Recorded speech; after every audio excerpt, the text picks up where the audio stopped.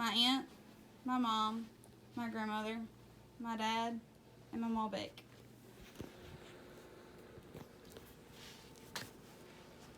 My name is Ariel, and today I want to inform you about stress, what it does to the body, and how you can get help. Stress is something we all have at some point in our life that varies from one degree to the other. Stress is something that can build over time. It can start out as being mild stress, and if ignored, it can become more. Stress can grow to cause more problems, such as anxiety, depression, obesity. It will even cause problems with your relationships. Today, I want to inform you about stress and what it does to the body and mind, lifelong stress, what it can become, and ways of getting help. Physical and emotional issues can come from stress. With physical, you will begin to start feeling pain, headaches, muscle tension, muscle pain. With emotional, you'll begin to feel fatigue, and you'll have sleep issues.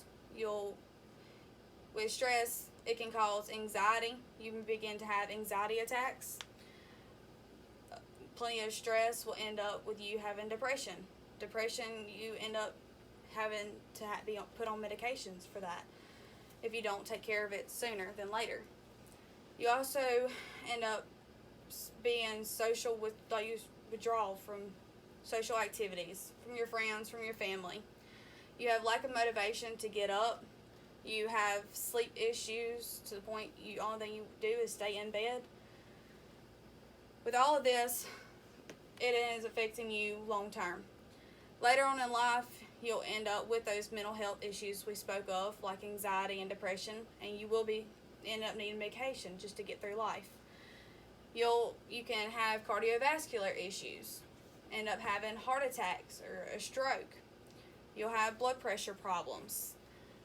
Also, with stress, you begin to overeat. So later on in life, you'll end up having problems with obesity, which also leads to the cardiovascular disease. Your skin and your hair, you could have problems with after long-term stress. Your hair can begin to fall out.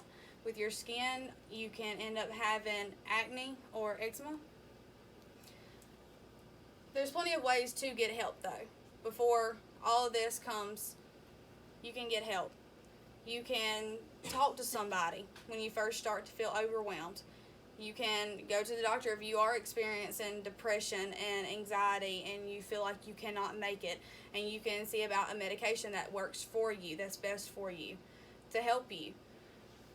You don't want to wait until later on and then you're to the point where you can't even get out of the house anymore.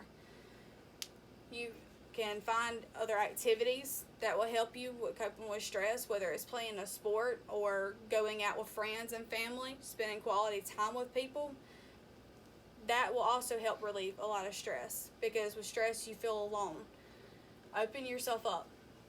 In conclusion, stress does not seem like much. We think in a couple of days the stress will be over with. It'll be fine. But in a couple of days, if you have not seen any relief yet and another stressor is added to that, you're like, okay, I'll get through this too. Then another stress is added the next day. It starts to pile up and overwhelm you. Before you know it, you are emotionally and physically sick. You're beginning to overeat, which could lead to obesity later on in your life. Stress is a monster. If you notice yourself or someone else struggling with that monster, talk to someone. Get help. Find an activity you enjoy to cope with this stress. Enjoy your life. I urge you to help yourself and someone else. You do not want to wait until you're depressed and on medication to get through your life. Today's the day. Thank you.